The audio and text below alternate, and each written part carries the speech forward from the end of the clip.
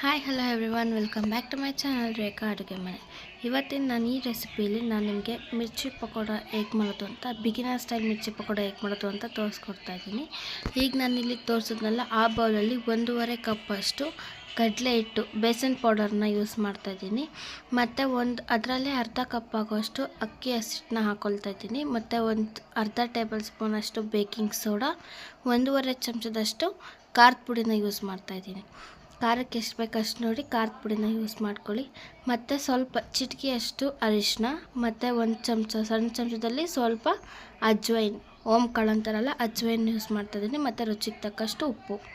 ಇಷ್ಟನ್ನು ಹಾಕ್ಕೊಂಡು ಫಸ್ಟ್ ನಾವು ನೀರು ಬೆರೆಸ್ತೇನೆ ಕೈಯಲ್ಲಿ ಮಿಕ್ಸ್ ಮಾಡ್ಕೊಳ್ಬೇಕಾಗುತ್ತೆ. ಮತ್ತು ಮಿಕ್ಸ್ ಮಾಡಿದ್ದಾದಮೇಲೆ ನಾನಿಲ್ಲಿ ತೋರಿಸ್ತಾನಲ್ಲ, ಟೀ ಗ್ಲಾಸಲ್ಲಿ ನನಗೆ 3 ಗ್ಲಾಸ್ ಬೇಕಾಗಿತ್ತು ನೀರು.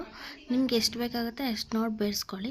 ಆ ರೀತಿ ಸ್ವಲ್ಪನೇ ನೀರನ್ನ ಹಾಕ್ಕೊಂಡು ಈ ರೀತಿ ಮಿಕ್ಸ್ ಮಾಡಬೇಕಾಗುತ್ತೆ. ಒಂದೇ ಸಲ ನೀರು ಹಾಕ್ಕೊಳ್ಳೋದ್ರಿಂದ ಅದರಲ್ಲಿ ಗಂಟಾಗೋ ಸಾಧ್ಯತೆ ಇರುತ್ತೆ. ಅದಕ್ಕೆ ಸ್ವಲ್ಪನೇ ನೀರು ಹಾಕ್ಕೊಂಡು ಈ ರೀತಿ ಕ್ಲೀನಾಗಿ ಮಿಕ್ಸ್ ಮಾಡಬೇಕಾಗುತ್ತೆ.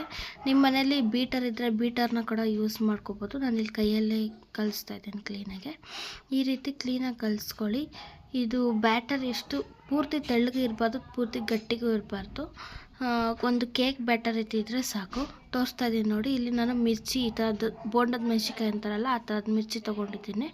ಅದನ್ನು ಮಧ್ಯಕ್ಕೆ ಕಟ್ ಮಾಡಿ ಇಟ್ಕೊಂಡಿದ್ದೀನಿ. ಈಗ ನೀವು ನೋಡ್ತಾ ಇರ್ಬೋದು ಬ್ಯಾಟರ್ ಎಷ್ಟು ಕ್ಲೀನಾಗಿ ರೆಡಿಯಾಗಿದೆ ಅಂತ. ಕೇಕ್ ಬ್ಯಾಟರ್ ಥರ ಇರಬೇಕದು. ಸೊ ಈಗ ನಾನು ಬಾಣಲಿ ಮಿರ್ಚಿ ಅದಾಗಲೇ ಡಿಪ್ ಮಾಡಿ ಹಾಕಿದ್ದೀನಿ. ಇದು ಒಂದು ರೀತಿ ಹೈ ಫ್ಲೇಮಲ್ಲಿ ಕೂಡ ಇಟ್ಕೊಂಡಿರಬಾರ್ದು ಸ್ಟವ್ನ. ಎಣ್ಣೆ ಫಸ್ಟ್ ಸ್ಟಾರ್ಟಿಂಗಲ್ಲಿ ನಾವು ಚೆನ್ನಾಗಿ ಕಾಸ್ಕೊಂಡು ಆನಂತರ ಮಿರ್ಚಿನ ನಾವು ಅದರಲ್ಲಿ ಡಿಪ್ ಮಾಡಿ ಬಿಡಬೇಕಾಗತ್ತೆ. ಮೀಡಿಯಮ್ ಟು ಸಿಮ್ಮಲ್ಲಿ ಸ್ಟವ್ನ ಇಟ್ಕೊಂಡು ಬೋಂಡ ಮಾಡೋದ್ರಿಂದ ತುಂಬ ಚೆನ್ನಾಗಿ ಬರುತ್ತೆ, ಕ್ರಿಸ್ಪಿಯಾಗಿ ಬರುತ್ತೆ. ಮೆತ್ತಗೆ ಒಳಗಡೆ ಚೆನ್ನಾಗಿ ಕಲರ್ ಬಂದಿದ್ದು, ಒಳಗಡೆ ಮೆತ್ತಗಿರೋದು ಆ ಥರ ಎಲ್ಲ ಏನೂ ಆಗೋಲ್ಲ. ತುಂಬ ಚೆನ್ನಾಗಿರುತ್ತೆ, ತಿನ್ನೋಕೆ ಕೂಡ ಸ್ಟ್ರೀಟ್ ಸ್ಟೈಲಲ್ಲಿರುತ್ತೆ. ಇದೊಂದು ಬಿಗಿನರ್ ರೆಸಿಪಿ. ಇನ್ನು ಇದೇ ಥರ ಹೆಚ್ಚಿನ ರೆಸಿಪಿ ಬೇಕಾದರೆ ನಮ್ಮ ಚಾನಲ್ನ ಸಬ್ಸ್ಕ್ರೈಬ್ ಮಾಡ್ಕೊಳ್ಳಿ. ಇವಾಗಲೇ ಲೈಕ್, ಶೇರ್, ಕಮೆಂಟ್ ಮಾಡಿ. Thank you.